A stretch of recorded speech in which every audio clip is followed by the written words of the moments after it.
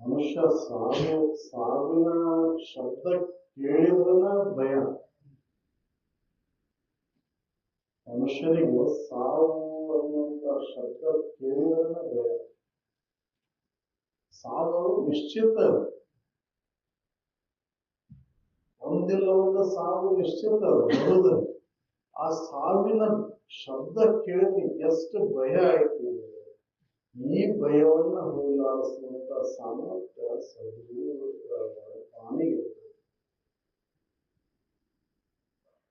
ಸಾಮಾನ್ಯವಾಗಿ ಸಾವು ಅಂದ್ಕೊಳ್ಳಿ ಅಂತ ಧೈರ್ಯ ಅದನ್ನಂದ್ರೂ ಕೂಡ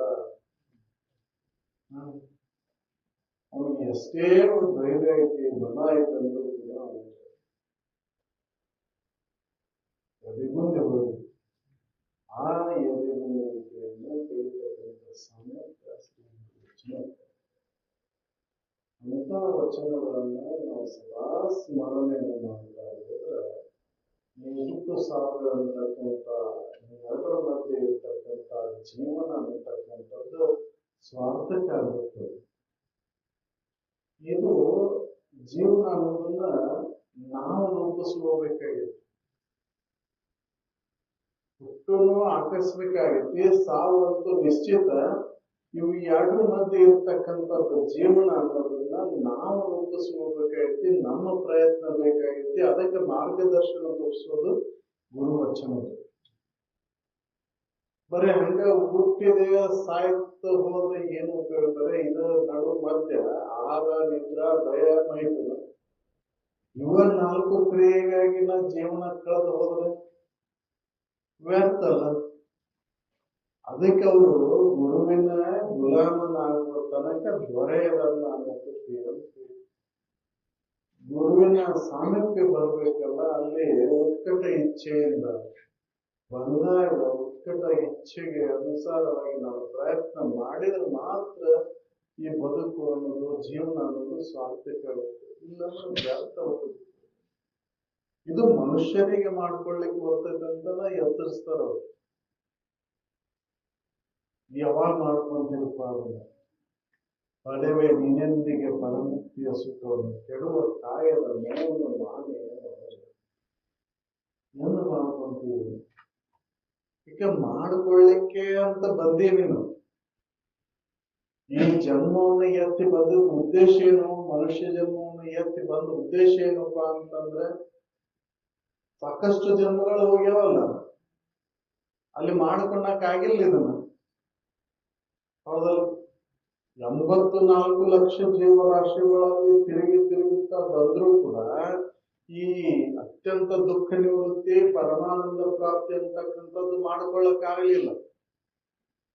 ಇಲ್ಲಿ ಮನುಷ್ಯ ಜನ್ಮದೊಳಗೆ ಅದಕ್ಕಾಗಿ ಬಂದಂತ ಈ ಜನ್ಮವನ್ನ ಬರೀ ಈ ಶರೀರದ ಮೇಲಿನ ಮೋಹಕ್ಕಾಗಿ, ವಿಷಯೇಂದ್ರಿಯ ಸಂಪರ್ಕ ಸುಖಕ್ಕಾಗಿ ಸುಮ್ಮನ ಕಾಲ ಕಳೆದ್ರೆ ಏನು ಬಂತು ಅಂತ ಎಚ್ಚರಿಸ್ತಾರ ಅವರು. ಬಂದ ಉದ್ದೇಶ ಏನಪ್ಪಾ ನಿಂದು? ನೀನು ಬಂದದ್ದು ಉದ್ದೇಶ ಈ ಪರಮುಕ್ತಿಯ ಸುಖವನ್ನು ಪಡಿತೇನಂತ ಬಂದಿ.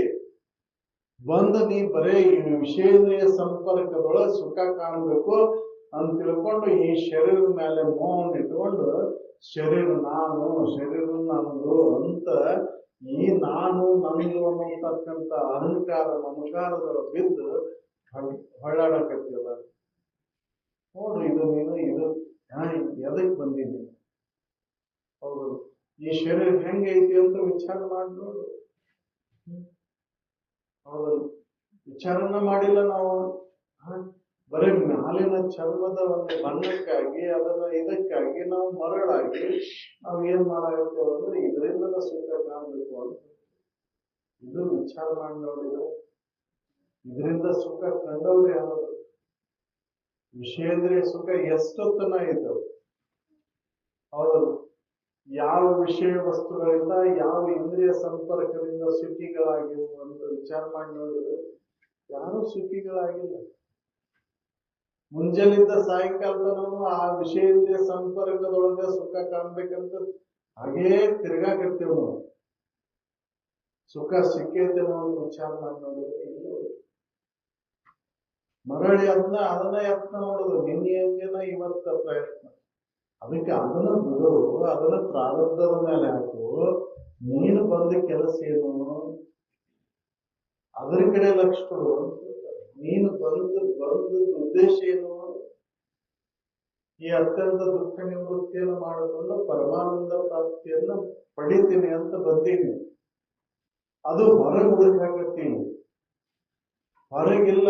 ಪರಮಾನಂದ ಅನ್ನೋದು ಹೊರಗಿಲ್ಲ, ನಿನ್ನೊಳಗೆ ಐತದು. ನೀವು ಹೊರಗೆ ಹುಡುಕೋದು ಬಿಟ್ಟಾಗ ಅದು ಅನುಭವಕ್ಕೆ ಬರ್ತೈತಿ. ಹುಡುಕಿ ಒಳಗೆ ಸಿಗುವುದಿಲ್ಲ. ಹೌದು, ಹುಡುಕೋದ್ರೊಳಗೆ ಸಿಕ್ಕಿತ್ತಂದ್ರೆ, ವಿಷಯೇಂದ್ರಿಯ ಸಂಪರ್ಕದೊಳಗೆ ಸಿಕ್ಕಿದ್ರೆ ಇಷ್ಟು ಜನ್ಮದ ಅವಶ್ಯಕತೆನೇ ಇದ್ದಿಲ್ಲ. 84 ಲಕ್ಷ ಜನ್ಮದ ಅವಶ್ಯಕತೆನೇ ಇದ್ದಿಲ್ಲ. ಒಂದೊಂದು ಇಂದ್ರಿಯಕ್ಕಾಗಿ ಒಂದೊಂದು ವಿಷಯ ಸುಖಕ್ಕಾಗಿ ನಾವು ಹೋಗ್ಯಾವಲ್ಲ ಎಷ್ಟೋ ಜನ್ಮಗಳು. ಅವಾಗ ಸಿಕ್ಕಿಲ್ಲ ಅಂದ್ರೆ ಮತ್ತೆ ಈಗ 5 ಇಂದ್ರಿಯಗಳ ಮುಖಾಂತರ 5 ವಿಷಯಗಳಲ್ಲಿ ನೀ ಕಣ್ಣು, ಕಿವಿ, ಮೂಗು, ನಾಲಿಗೆ, ಚರ್ಮ ಇವು 5 ಇಂದ್ರಿಯಗಳನ್ನ ಬಳಕೆ ಮಾಡ್ಕೊಂಡು ಶಬ್ದಾದಿ ವಿಷಯಾದಿಗಳಲ್ಲಿ ಸುಖವನ್ನು ಹುಡುಕಾಕತ್ತಿಯಲ್ಲ, ನಿನಗೆ ಯಾವಾಗ ಸಿಗ್ಬೇಕು? ಒಂದು ಜನ್ಮದ ಆಯುಷ್ಯನ ಅದಕ್ಕಾಗಿ ಹೋಗೈತಿ. ಇನ್ನು 5 ಇಂದ್ರಿಯಗಳಲ್ಲಿ ನೀನು ಸುಖವನ್ನು ಆರಿಸ್ಬಿಡ್ತೀಯಲ್ಲ, ನಿನಗೆ ಏಟ್ ಸುಖ ಸಿಗ್ತೈತಿ? ಇಲ್ಲ, ಅದರೊಳಗೆ ಸುಖ ಇಲ್ಲ. ಸುಖ ಇರೋದು ನಿನ್ನೊಳಗೆ ಐತಿ. ನಿನ್ನೊಳಗಿರ್ತಕ್ಕಂಥ ಆ ಸುಖದ ಅನುಭವ ನಿನಗೆ ಆಗ್ಬೇಕಂದ್ರೆ ನಿನ್ನ ಅಂತಃಕರಣ ಶುದ್ಧಿಯನ್ನು ಮಾಡಬೇಕು. ಅದಕ್ಕಾಗಿ ನಿಷ್ಕಾಮ ಕರ್ಮಗಳನ್ನು ಮಾಡಬೇಕು. ಯಾವುದೇ ಫಲಾಪೇಕ್ಷೆಗಳನ್ನು ಇಟ್ಟುಕೊಳ್ಳಾದ ಈ ಶರೀರದ ಸಫಲತೆಯನ್ನು ಮಾಡ್ಕೋಬೇಕಂದ್ರೆ, ಈ ಶರೀರದ ಉಪಯೋಗ ನಿನಗೆ ಆಗ್ಬೇಕಂದ್ರೆ ಇನ್ನೊಬ್ಬರಿಗೆ ಹಿತವನ್ನ ಮಾಡು. ಹೌದಲ್ಲ, ಇದು ನಿನ್ನ ಸಲುವಾಗಿ, ನಿನ್ನ ಹಿತಕ್ಕಾಗಿ ಅಲ್ಲದ. ಇನ್ನೊಬ್ಬರಿಗೆ ಹಿತ ಮಾಡೋದು ಉದ್ದೇಶ ಏನೋ, ನಿನಗೆ ಅದರಿಂದ ಲಾಭ ಐತಿ. ಅದನ್ನ ಬಿಟ್ಟು ನೀನು ಅವರಿಂದ ನನ್ನ ಲಾಭ ಆಗಲಿ ಅಂತ ನೀನು ಮಾಡಾಕತ್ತಿಯಲ್ಲ. ಏನೋ ಮಾಡೋದ್ರಿಂದನೂ ನನಗೆ ಅದರಿಂದ ಲಾಭ ಐತಿ ಅಂತ ಲಾಭ ಇದ್ದಾಗ ಮಾಡಾಕ್ ಹೊಂಟೇವ ನಾವು. ಅದು ಲಾಭ ಕ್ಷಣಿಕ ಐತವ. ಆಶದ ಬಯಕೆಯ ಏನೈತಲ್ಲ, ಅದು ಬಯಕೆಯಿಂದ ಪ್ರಯತ್ನ ಮಾಡಿದ್ರು ಕ್ಷಣಿಕ ಐತಿ. ಯಾವುದೇ ಬಯಕೆಗಳನ್ನು ಇಟ್ಟುಕೊಳ್ಳಾರ್ದ ನೀನು ನಿಸ್ವಾರ್ಥದಿಂದ ಸೇವಾದಿಗಳನ್ನು ತೊಡಗಿದಾಗ ಅದು ಅತ್ಯಂತ ಶ್ರೇಷ್ಠವಾದಂತ ನಿನ್ನ ಅಂತಃಕರಣ ಶುದ್ಧಿಯನ್ನು ಮಾಡಿ ಅಲ್ಲಿ ಪರಮಾನಂದವನ್ನ ಅನುಭವಿಸ್ಲಿಕ್ಕೆ ಬರ್ತೈತಿ. ಅದಕ್ಕೆ ಕೆಡುವ ಕಾಯದ ಸಫಲತೆ ಯಾವುದು ಅಂದ್ರೆ ಪರಹಿತ. ಪರಹಿತ ಕಾರ್ಯದವರು ಕೊಡುವುದು ಮೊದಲೇ. ಈ ಅತ್ಯಂತ ದುಃಖ ನಿವೃತ್ತಿಯನ್ನು ಮಾಡ್ಕೊಳ್ಳೋದಂತೂ ಬಹಳ ಕಠಿಣ ಐತದ. ಅಷ್ಟು ಒಂದ ಜನ್ಮಕ್ಕೆ ಆಕೈತೆ ಅನ್ನೋದು ಸಾಧ್ಯ ಇಲ್ಲದ. ಎಷ್ಟೆಷ್ಟು ಜನ್ಮದ ಕರ್ಮದ ವಾಸನೆಗಳ ಗಂಟು ಒಳಗೈತು ಗೊತ್ತಿಲ್ಲ. ಹೌದಲ್ಲ, ಎಷ್ಟು ಜನ್ಮದ ವಾಸನೆಗಳ ಗಂಟು ಹಂಗ ಕುಂತ ಬಿಟ್ಟದವು. ಈಗ ಒಂದ ಜನ್ಮಕ್ಕೆ ಆಕೈತೆ ಅಂದ್ರೆ ಅವನ್ ಕಳ್ಕೊಳ್ಳಿಕ್ ಆಕೈತೇನೋ? ಇಲ್ಲ. ಅದಕ್ಕೆ ಪ್ರಯತ್ನ ಮಾಡ್ಬೇಕಾಗೈತಿ. ಅದು ಉತ್ಕಟ ಇಚ್ಛೆಯಿಂದ ತೊಡಗಿದಾಗ ಒಂದಿಲ್ಲ, ಎರಡದಿಲ್ಲ, 3ನೇ ಜನ್ಮಕ್ಕಾದ್ರೂ ಕೂಡ ಇದು ಸಾಧ್ಯ ಐತಿ. ಅದಕ್ಕೆ ಪ್ರಯತ್ನ ಮಾಡೋದು. ನೀನು ಬಂದ ಉದ್ದೇಶ ನಿನಗೆ ಈಡೇರ್ಬೇಕಂದ್ರೆ ನೀನು ಪರಹಿತ ಕಾರ್ಯಗಳನ್ನು ಮಾಡು.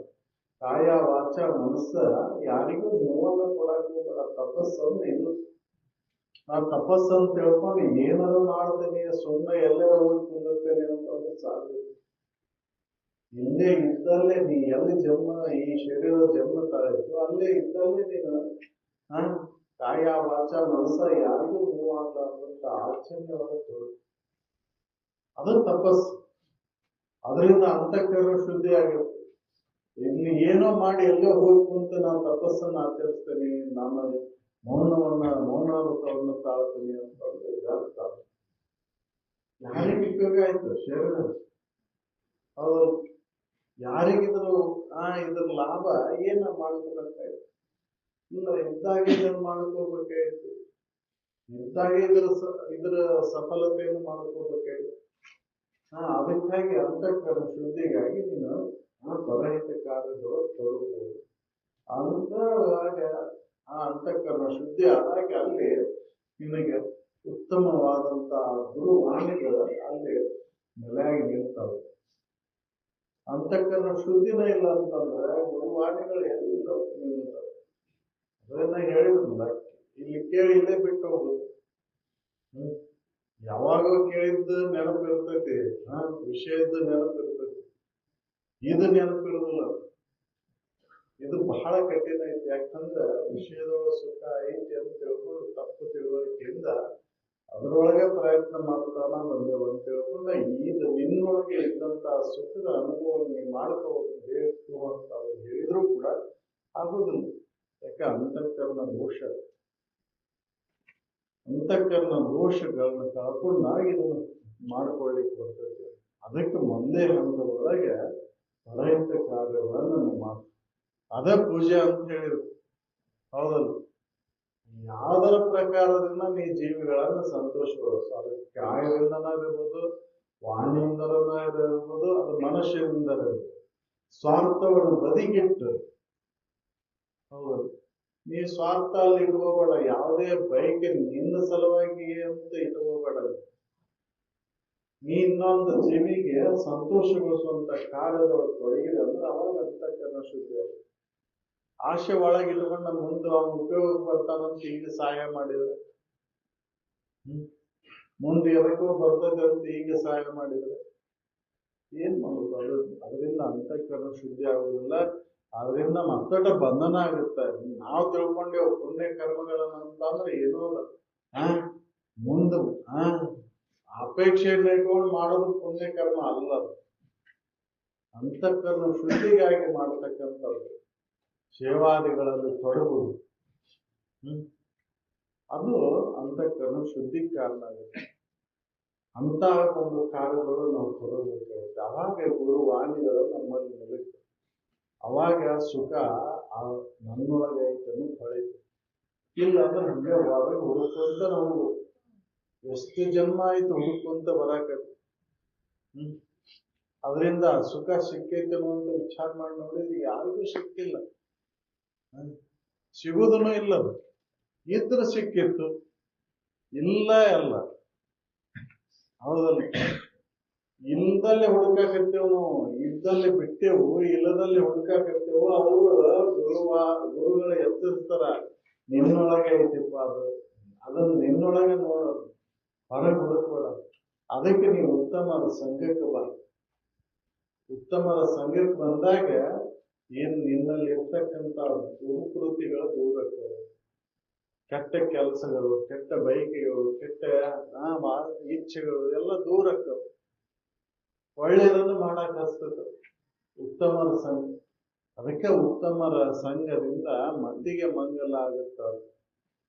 ಮತ್ತಿಗೆ ಮಂಗಲವಿರುವುದು ಯಾವುದು ಅಂದ್ರೆ ಉತ್ತಮರ ಸಂಘ.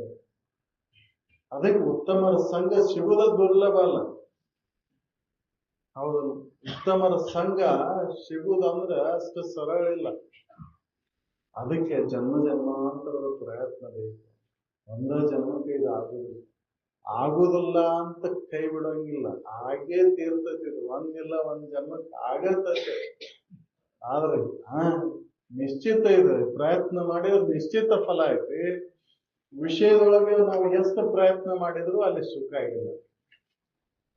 ಏನು 3 ಜನ್ಮ ಅದ್ರೊಳಗೆ ಪ್ರಯತ್ನ ಮಾಡಿದ್ರು ಅದ್ರೊಳಗೆ ಸುಖ ಇಲ್ಲ.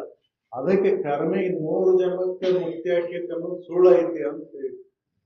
ಕರ್ಮಿ 100 ಜನ್ಮ ಅಲ್ಲ, 1000 ಜನ್ಮ ಅಲ್ಲ, ಕೋಟಿ ಜನ್ಮ ಎತ್ತಿ ಬಂದರೂ ಕೂಡ ಅವನು ಮುಕ್ತಿ ಆಗೋದಿಲ್ಲ. ಮುಕ್ತಿನ ನಿನಗಾಗಬೇಕಂದ್ರೆ ಉತ್ತಮ ಜನ್ಮ, ಉತ್ತಮರ ಸಂಘದೊಳಗೆ ಬಂದು ಉತ್ತಮ ಆಚರಣೆ ಒಳಗೆ ತೊಡಗಿ ಉತ್ತಮ ವಿಚಾರಗಳನ್ನ ಮಾಡ್ತಾ ಮಾಡ್ತಾ ನನ್ನ ಅಜ್ಞಾನವನ್ನ ಈ ಶರೀರ ಮೇಲಿನ ಮೋಹವನ್ನು ಕಳ್ಕೊಂಡಾಗ ಅವಾಗ ಆಕೈತಿ. ಯಾಕಂದ್ರೆ ಇದ್ರ ಮ್ಯಾಲಿನ ಮೋಹವನ್ನು ಬಿಡೋದು ಬಹಳ ಕಠಿಣ ಐತಿ. ಶರೀರದ ಮ್ಯಾಲಿನ ಮೋಹ ಎಲ್ಲಾ ಬಿಡ್ಬೋದು, ಆದ್ರೆ ಶರೀರದ ಮ್ಯಾಲಿನ ಮೋಹವನ್ನು ಬಿಡೋದು ಬಹಳ ಕಠಿಣ. ಯಾಕಂದ್ರೆ ಗಟ್ಟಿ ಆಗ್ಬಿಟ್ಟದ. ಅಷ್ಟು ಸರಳ ಇಲ್ಲ ಇದನ್ನು ಬಿಡೋದು. ಹೌದಲ್ಲ, ಒಮ್ಮಗಲೇ ಬಿಡಾಕ ಆಗುದಿಲ್ಲ ಇದು. ಮಮಕಾರ ಅನ್ನೋದು ಎಷ್ಟು ಬಂಧನಕಾರಿ ಐತೆ ಅಂತಂದ್ರೆ ಅದು ಜನ್ಮ ಜನ್ಮಾಂತರ ಇದು ನಾನು ನಂದು ಅಂತ ಇದ್ರೊಳಗೆ ಬಂದ್ಬಿಟ್ಟೆವು. ಶರೀರ ಒಂದು ಯಾವ್ದಾರ ಇರ್ಲಿ ಅಂತದ್ರೊಳಗೆ ಅಂತ ಜನ್ಮದೊಳಗೆ ಆ ಶರೀರದ ಮೇಲೆ ಗಟ್ಟೆಕ್ಕು ಅಂತ ಬಂದ್ಬಿಟ್ಟೆ.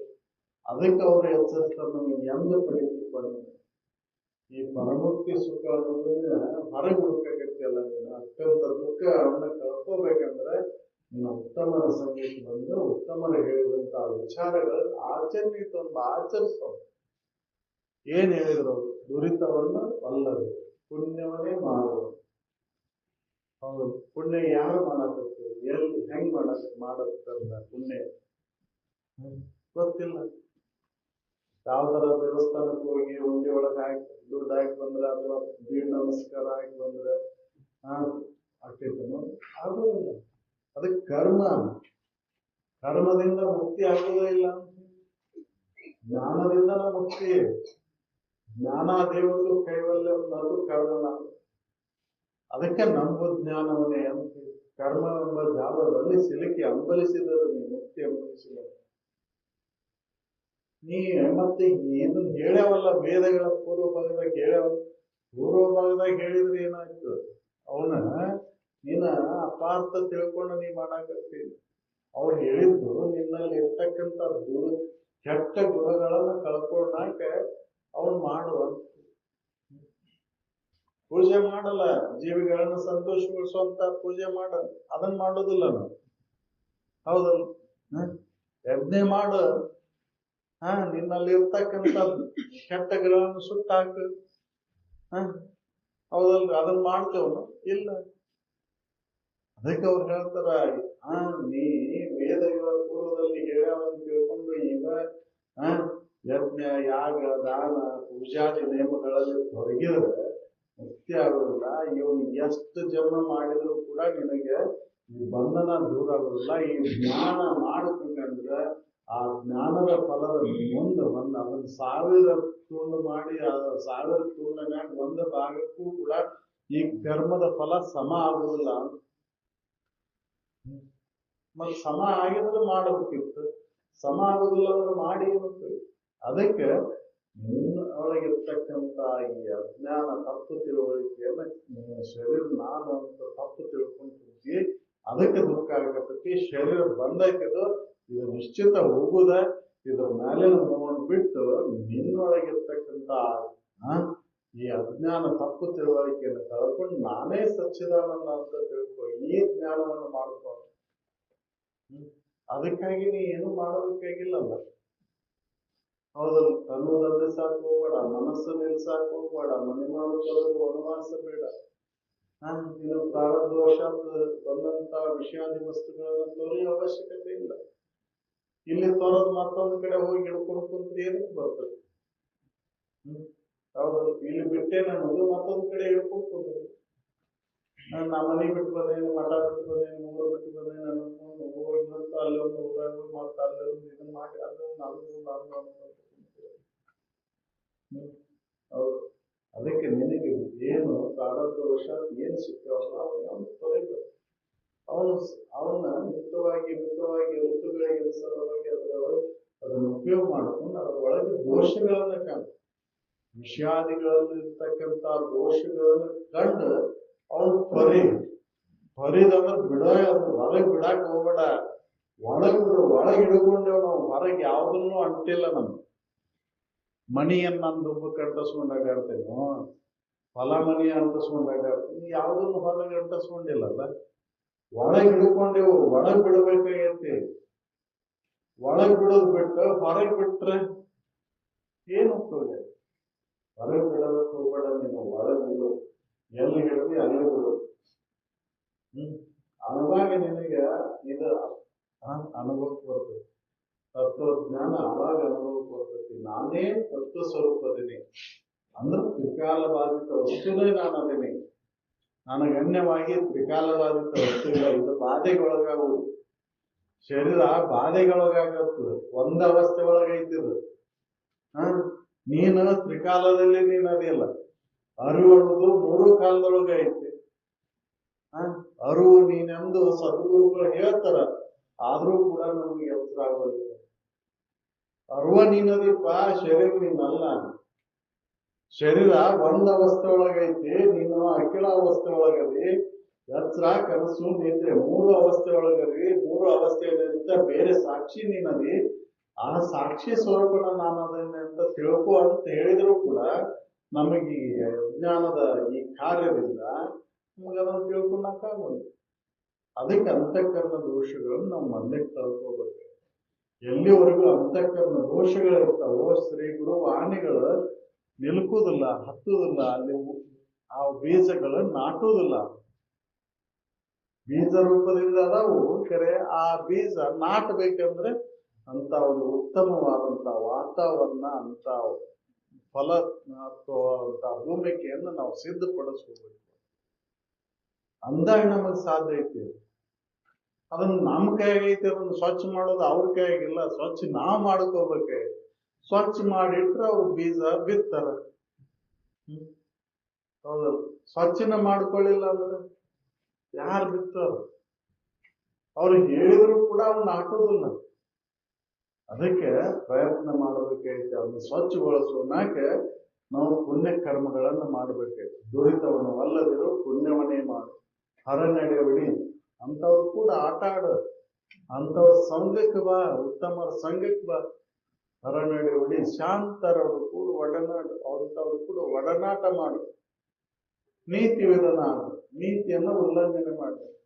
ಪಲ್ಲರಿಸದೆ ನೀತಿಯಲ್ಲಿ ಇರೋದೇ ಚಂದಮ. ಯಾವ್ದು ಚಂದ ಅಂತಂದ್ರೆ ಜೀವನ ರೂಪುಗೊಳ್ಳಕ್ಕೆ ಏನು ಬೇಕು ಅಂದ್ರೆ ನೀತಿ. ಜೀವನ ರೂಪುಗೊಳ್ಬೇಕಂದ್ರೆ ನೀತಿನ ಬೇಕು. ನೀತಿ ಇಲ್ಲ ಅಂದ್ರೆ ಜೀವನನ ಇಲ್ಲ. ಇದ್ದು ಸತ್ತಂಗ. ನೀತಿಯನ್ನು ಉಲ್ಲಂಘನೆ ಮಾಡಿದವ ಇದ್ದು ಸತ್ತಂಗ. ಹೌದು.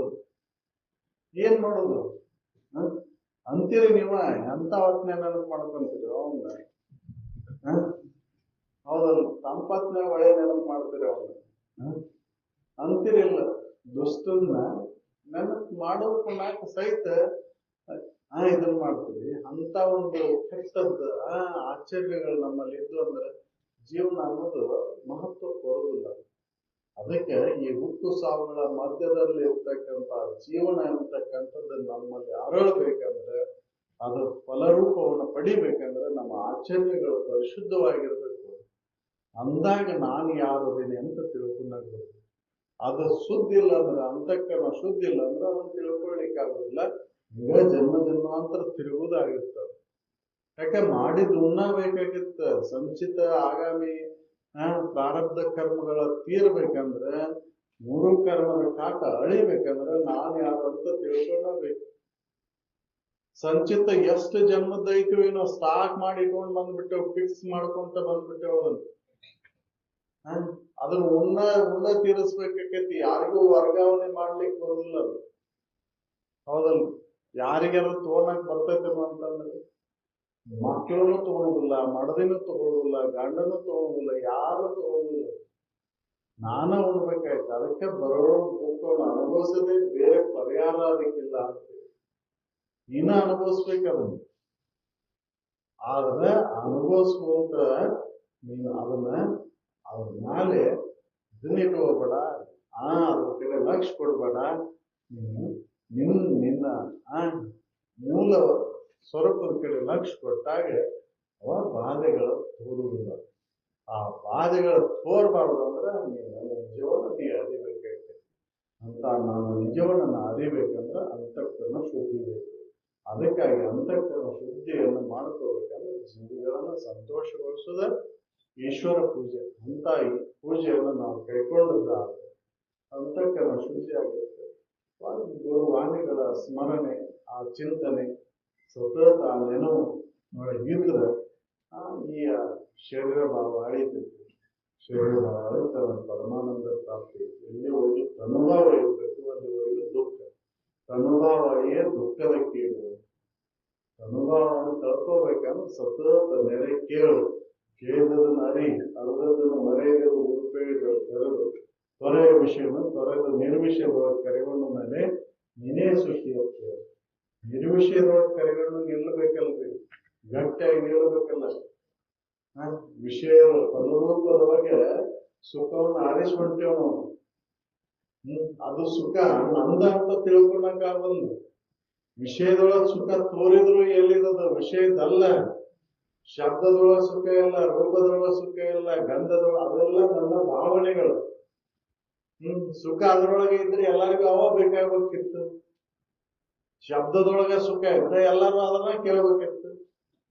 ಒಂದು ಸಂಗೀತ ಹಾಡು ಹಚ್ಚಿರಿ, ಯಾವ್ದ ಇನ್ನು ಒಬ್ಬ ಬೇಕಾಕೈತಿ, ಒಬ್ಬ ಬೇಡಾಕೈತಿ. ಅದ್ರೊಳಗೆ ಧ್ವನಿ ಒಳಗೆ ಸುಖ ಇದ್ರೆ, ಶಬ್ದದೊಳಗೆ ಸುಖ ಇದ್ರೆ ಎಲ್ಲರಿಗೂ ಅದ ಬೇಕಾಗ್ಬೋದು. ಚಿತ್ರ ಒಬ್ಬ ಒಂದ ಚಿತ್ರ ಎಲ್ಲರಿಗೂ ಸುಖ ಕೊಡ್ಬೇಕಿತ್ತು.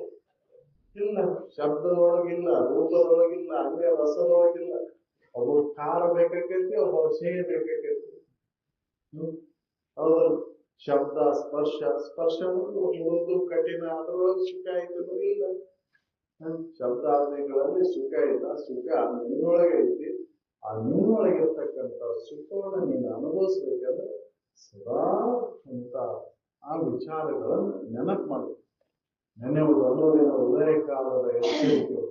ವಿನೂತ ಗುಣಮೂರ್ತಿಯು ಉಮೇಶನಂದ್ರಿಯು ತನ್ನನ್ನು ನೇಮಕವಾಗಿ ಮನುಷ್ಯ ನಿನಗೆ ಮುಕ್ತಿ. ಈ ವಿಚಾರಗಳು ನಾವು ಸತತ ಎಡೆಬಿಡದ ತೊಡಗಿದಾಗ ಮಾತ್ರ ಆ ನಿಜ ಸುಖವನ್ನು ಹೊಂದಲಿಕ್ಕೆ ಬರ್ತೈತಿ. ಅಂತ ಒಂದು ವಿಚಾರದೊಳಗೆ ತೊಡಗಿ ಈ ಜನ್ಮವನ್ನ, ಈ ಜೀವನವನ್ನು ಸಾರ್ಥಕ ಮಾಡ್ಕೊಂಡು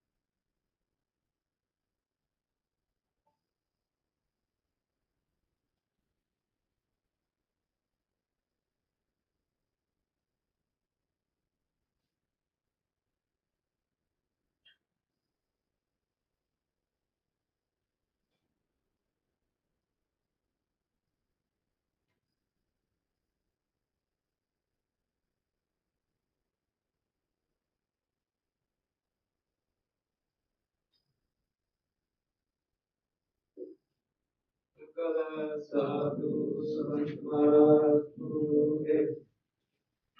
ಇವತ್ತಿನ ಮಾಡಿರುವ ಮಲ್ಲಿಕಾರ್ಜುನ ಸ್ವಾಮಿ ಇವರು ಸದ್ಗುರುಗಳಿಂದ ಆಶೀರ್ವಾದ ಪಡೆದುಕೊಳ್ಳಬೇಕಾಗಿ ವಿನಂತಿ.